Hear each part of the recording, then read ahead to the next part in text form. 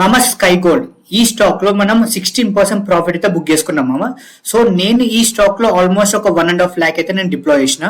So ఇక్కడ చూసుకున్నాను నా proper entry and exit. Okay, so ఇక్కడ ఈ చార్ట్ చూసుకుంటే మామ మనకి క్లియర్ గా ఒక నీట్ ఛానల్ ప్యాటర్న్ అయితే ఫామ్ అయింది మామ. రైట్, ఈ ఛానల్ ప్యాటర్న్ ఫామ్ అయినాక ఇక్కడ బ్రేక్అవుట్ ఇచ్చింది. ఓకే, ఇక బ్రేక్అవుట్ ఇచ్చినాక అప్పుడు మార్కెట్ బాగాలేదు, మళ్ళీ ఇంకొక స్మాల్ కన్సాలిడేషన్ జోన్ లకి అయితే ఎంటర్ అయిపోయింది మామ.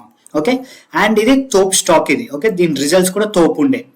అండ్ తర్వాత ఎప్పుడైతే ఇక్కడ బ్రేక్అవుట్ అయిందో అక్కడైతే నేను అండ్ మా కమ్యూనిటీ మెంబర్స్ అయితే ఎంటర్ అయిపోయినాం. ఓకే, సో ఎంటర్ అయిపోయినాక ఒక 8% మళ్ళీ కిందికి వెళ్ళింది. సో మా స్టాప్ లాస్ క్లియర్గా ఉండే. సో దీని కింద వెళ్తే మా స్టాప్ లాస్ తీసుకుందాం అనుకున్నాం. బట్ అందరు స్టాప్ లాస్ హిట్ చేసి అయితే పైకి వెళ్ళింది. బట్ మాకు తెలుసు ఎందుకంటే ఇది ఇక్కడ చూడండి, ఇక్కడ చిన్న చిన్న క్యాండిల్స్ ఫామ్ అవుతున్నాయి.